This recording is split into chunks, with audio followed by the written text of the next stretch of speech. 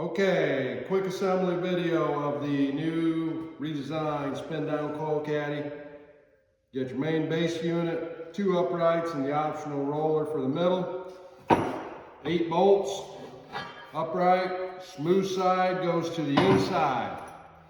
Important to get your bolts started. Leave them all loose till you get all 8 of them started in there, and then you can grab your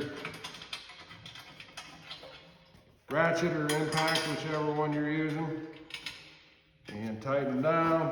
Smooth side in.